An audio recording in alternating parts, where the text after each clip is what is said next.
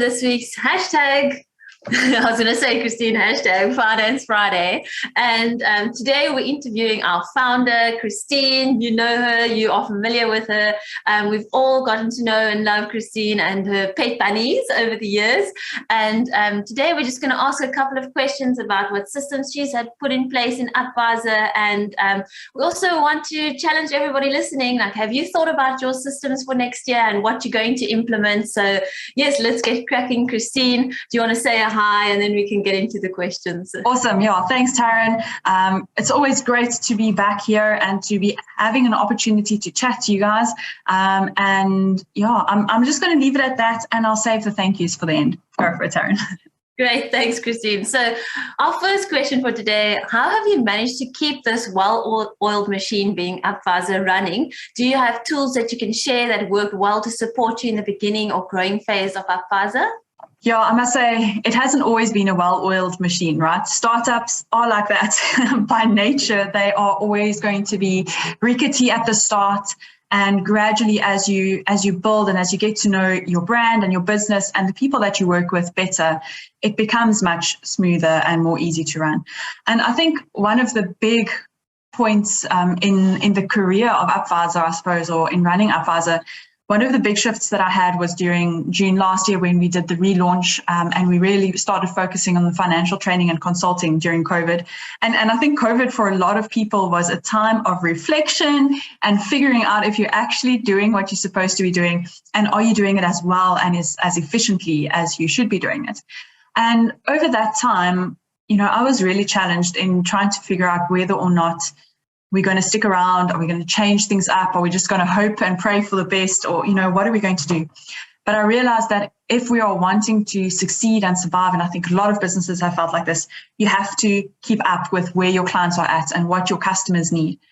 And as we sort of progressed during 2020 and into 2021, this year has been really when our team has grown and it's solidified, and the processes that we've started to put in place have, I believe, really come to the fore. And I haven't been able to do this without a team, and we've chatted with our people ops person before, and she's really been pivotal in helping me to put the right processes in place so that our business can scale, so it can grow, so it can be sustainable, so that I can rely on team members like Taryn to make sure that, we are going to be around for the long term. So we've spoken about Hire a Chameleon previously, so really looking at how we are building loyalty, how we are putting SOPs in place, how we are using tools in a way that can create efficiencies and can be smooth. I mean, Notion has been a lifesaver for those of you guys that have learned how to use Notion. Hopefully based on our suggestion, I'm hoping you also found that it has been life-changing for you, because there's just so much you can do with it. And I would definitely say that has been one of the key tools that we have implemented along with SOPs. Long answer for a short question, Taryn. No, I love it. Thanks, Kristine. And you're so right, Notion. I've also, got to learn Notion, and it's such an important and critical tool that you can use, and it's out there. Like, why not use it?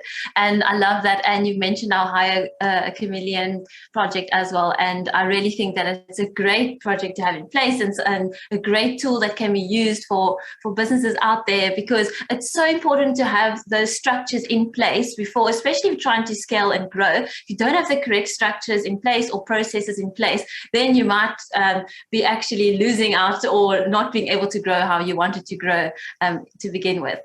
So, Kristine, tell us, how have you managed to keep your team morale committed and goal positive over the years? Those are very big words, but yeah, I think one of the important points, again, looking at this year as we brought our people ops person on board, it's really, really, I think, contributed very positively to the business.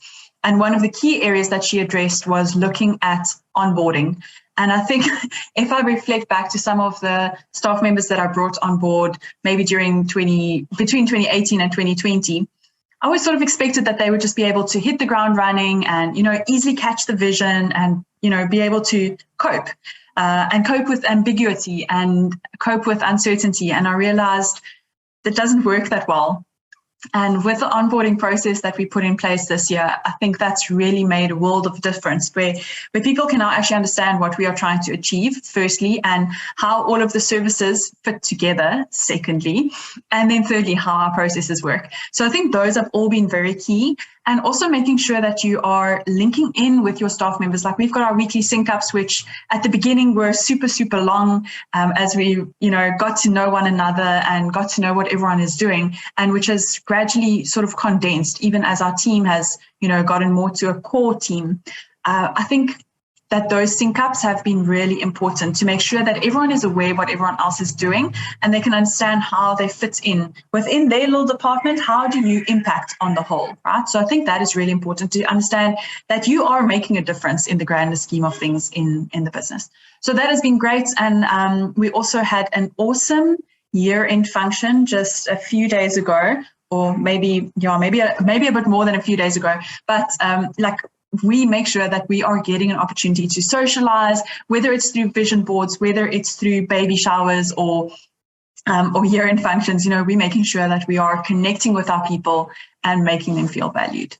Yeah, thanks, Kristine. I do think that is something that our company does really well. The sync ups is awesome. I personally love it because, as you said, you get to hear how people are doing, and you also get to hear a bit of personal stories. How was your week outside of work? And that's so important, especially nowadays in the virtual environment when you can't always meet someone for a cup of coffee or you can't always connect in that way. It is so important to keep up with everybody and just make sure that everybody's fine and happy, and how is it going in general life and not just within work itself. So thank you for sharing that, and I can 100% agree from personal experience with that. So as we all prepare for the festive season and are closing off the year, reflecting not only on the past 12 months but from your years of experience at UPvisor, what advice or nuggets of wisdom can you share with us, the best way you can prepare yourself for a seamless end of the year? Yeah, so I maybe just firstly want to address the question in general before we get to end of the year. One of the things that I've realized as an entrepreneur is that entrepreneurship can be a lonely journey. And you guys would have heard me say this before. It's so important that you find the right support structure that can surround you, that can hold you accountable, that can motivate you, that can encourage you. And that can look like different people, right? It could be employees, or it could be a business partner, but it could also be a business coach or a mentor, or just a fellow entrepreneur that you've connected with, or maybe someone that you network with that's able to just provide that environment for you as an entrepreneur to be able to flourish. And there are different training programs that you can go on. I know that Taryn has gone on some, and it's really just helpful to know that you are not alone. So that's firstly what I want to stress. Secondly, COVID has shown us that it's okay to not be okay. And as an entrepreneur, you carry a lot of the load on your shoulders. You have to be responsible for the success of the business, the sustainability of it, the happiness of your clients, the happiness and loyalty of your employees. You have to make sure that your cash is, great, and that you're making profits. And it's a lot, right? And at the same time, you have to make sure that you're actually chasing after your vision and your dreams. So it's a lot of responsibility that you can place on yourself. And if things maybe aren't going the way that you were hoping or expecting, then sometimes it's tough, right? And you can sometimes feel like that's something that you need to take on, and it's because you're not good enough, or the situation that you find yourself in is maybe not so positive. And I just want to say it's okay to feel that way, but it's not okay to stay that way. So find ways that you can change your mindset, get out there where it can be more positive. Again, link up with those people that can enthuse you and just rejuvenate that passion that you have for your business.